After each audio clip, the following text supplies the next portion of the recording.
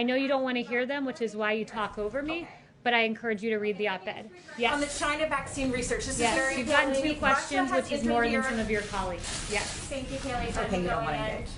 Yes.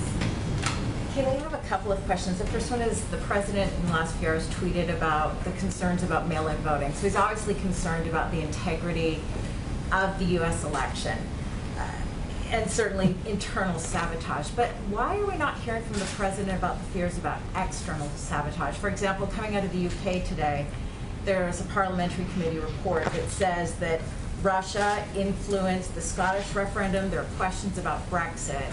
But we've really not heard the president put the Kremlin on notice with respect to the U.S. election. Will we hear from him today on that? The president's put the world on notice that our election systems must be secure. This is under this president in 2018. He articulated the first full cyber strategy for the United States since 2003.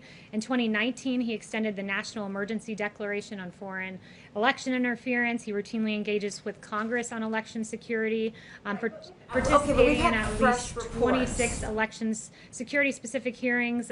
He signed legislation, $71 million, and so on and so forth. And that's quite a contrast to the Obama-Biden administration, who, when told of meddling in 2016, did nothing. And in fact, Susan Rice told the White House cyber team to stand down and, quote, knock it off when they floated options to combat Russian cyber attacks. And even Obama's cyber chief, Michael Daniel, has confirmed the stand down order. It's been in office now more than 3 years. I'm asking what's been done now. And given these fresh concerns, what are we going to hear from the president on that? So what's been done now? I just listed off 3 or 4 things for you, and I'm happy to go through more. We can talk about the $71 million in legislation on election security. We can talk about the $15 million for election reform activities. We can talk about legislation making more than $805 million available to states.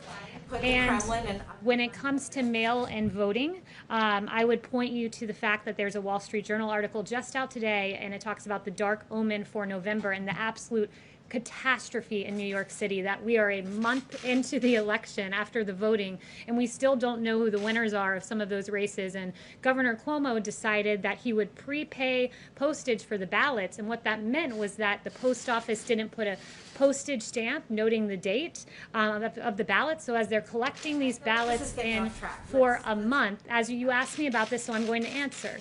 So for a month, they've been collecting ballots with no postmarked date, and in fact what they found is 19% of ballots have been rejected in Queens, 28% rejected in Brooklyn. There are questions about mass mail-out voting, and I know you don't want to hear them, which is why you talk over me, but I encourage you to read the op-ed. Yes. On the China vaccine research, this is very You've gotten 2 questions, which is more than some of your colleagues. Yes. Thank you, Kaylee. Okay, you don't want to engage.